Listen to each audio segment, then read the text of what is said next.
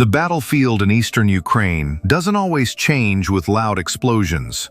Sometimes it shifts with a single image, a flag raised, a city named, and a line quietly crossed. In recent days, Russian military sources claimed their troops secured Dimitrov in Donetsk and Gulyaypole in Zaporizhzhia, presenting it as a decisive breakthrough. But behind these headlines lies a more complex reality that deserves closer examination. This is not just about territory gained or lost, it's about why these locations matter, how the fighting reportedly unfolded, and what these developments could mean for the wider front. To understand the real impact, we need to follow the timeline and look beyond the surface-level claims. According to Russian statements, the operation in Dmitrov concluded after Ukrainian units that had been encircled inside the city were cleared out. Russian forces then raised their national flag, a symbolic act meant to signal full control. Historically, such gestures are used to reinforce both domestic morale and battlefield legitimacy. Dmitrov's importance lies in its location. It forms part of the Krasnoarmeysk agglomeration, an area that has long functioned as a defensive shield for Ukrainian forces in Donetsk. As long as this cluster held, it limited Russia's ability to push deeper and threatened any advance with counterattacks from multiple directions. Russian reports describe a methodical urban assault. Infantry units moved building by building, while drone teams identified firing positions and movement corridors. FPV drones were reportedly used not just for strikes, but also for real-time targeting corrections for artillery units positioned behind the line. Urban combat favors defenders, and Ukrainian units had reportedly prepared strong points inside residential and industrial structures. These buildings offered concealment and limited the effectiveness of traditional armored assaults. To overcome this, Russian forces relied heavily on drones and coordinated infantry pressure rather than rapid armored breakthroughs. As the fighting intensified, Russian sources claim Ukrainian units began to withdraw in small, fragmented groups. Rather than conducting an organized retreat, these elements were reportedly pushed out under sustained fire. Artillery and drone strikes were then used to target escape routes and fallback positions. From Moscow's narrative, the fall of Dmitrov marked the collapse of what they describe as the final Ukrainian defensive node in the Krasnoarmeysk area. If accurate, this would significantly reduce Ukraine's ability to stabilize the Donetsk front in that sector. Almost simultaneously, attention shifted south to Zaporizhzhia. Russian forces from the Vostok grouping announced the capture of Gulyaypole, a city that has long held symbolic and operational value. Unlike Dmitrov, this area was known for layered defenses prepared well in advance. Huliaipole sat at the center of a fortified defensive zone. Ukrainian engineers had reportedly taken advantage of rivers, terrain elevation, and dense urban construction to slow any advance. This made frontal assaults costly and time-consuming. Russian units involved in the operation included multiple motorized rifle brigades and regiments, suggesting a coordinated multi-unit effort rather than a localized push. The presence of several formations indicates that Moscow considered this objective strategically significant.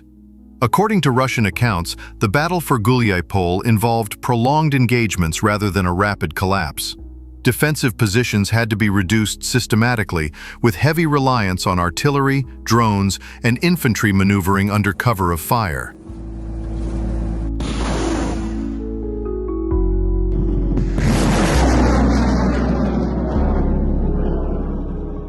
Eventually, Russian sources claim Ukrainian defenses were breached and the city fell under Russian control. As with Dmitrov, this claim has not been independently verified, but the announcement itself carries strategic messaging weight.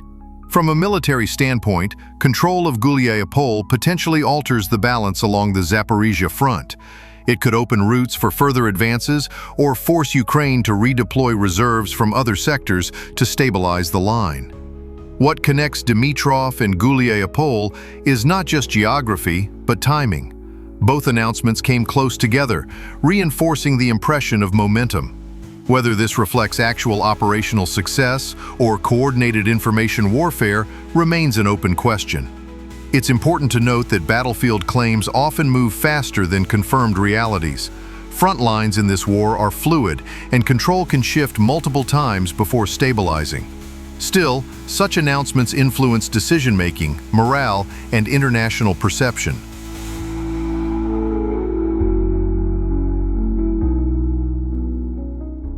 For Ukraine, if these losses are confirmed, they would represent pressure on two different fronts at once. That kind of strain complicates logistics, command coordination, and reserve deployment, especially as resources remain limited. For Russia, presenting these operations as successful reinforces the narrative of sustained offensive capability. It also signals an intent to keep pressure on multiple axes rather than focusing on a single breakthrough. The use of drones in both operations highlights a broader trend in the conflict. Warfare here is increasingly defined by reconnaissance, precision strikes, and the ability to deny the enemy safe movement rather than sweeping armored advances. Looking ahead, the key question is not just what was captured, but what can be held. Urban areas require manpower, logistics, and constant surveillance to prevent counterattacks. Control on paper does not always translate to long-term dominance. As the situation continues to evolve, the next phase will depend on whether Russia can consolidate gains and whether Ukraine can adapt its defensive posture. What's clear is that these developments, real or claimed, signal a new chapter in the ongoing struggle for control in eastern and southern Ukraine. Another factor that cannot be ignored is logistics. Advancing forces may capture territory, but sustaining operations requires secure supply lines, functioning infrastructure, and protected rear areas. Both Dimitrov and Gulyaypole sit near contested routes that remain within reach of Ukrainian artillery and long-range drone strikes. Urban control also creates new vulnerabilities. Once a city is occupied, defending forces must spread out to guard checkpoints, key buildings, and supply corridors. This often stretches manpower thin, especially when facing an opponent skilled in reconnaissance and precision attacks rather than direct assaults. From Ukraine's perspective, a withdrawal or loss of territory does not necessarily indicate strategic collapse. Ukrainian forces have repeatedly shown a willingness to trade ground for time, preserving combat power while forcing advancing units into exposed positions. If this pattern holds, counterpressure may follow once Russian units overextend. International reaction will likely focus less on individual city names and more on the broader trend. Analysts will watch whether these reported gains translate into a continuous front movement or remain isolated advances. The difference between tactical success and operational momentum is often subtle but decisive. The information dimension of this conflict remains just as active as the battlefield itself. Announcements, images, and carefully timed statements shape global perception and influence political calculations far beyond the front line. In this context, every captured city carries symbolic weight alongside military value. Drone warfare continues to redefine the pace and visibility of combat. The ability to detect, track, and strike targets in real time reduces the element of surprise and makes concealment increasingly difficult. This technological reality affects both attackers and defenders equally. In wars like this, the most important moments are often the quiet ones that follow the headlines. A city may change hands, a flag may be raised, but the real story unfolds in what comes next. How long control can be maintained, how quickly the front adapts, and how both sides prepare for the next phase. Dimitrov and Gulyaypole are not just points on a map.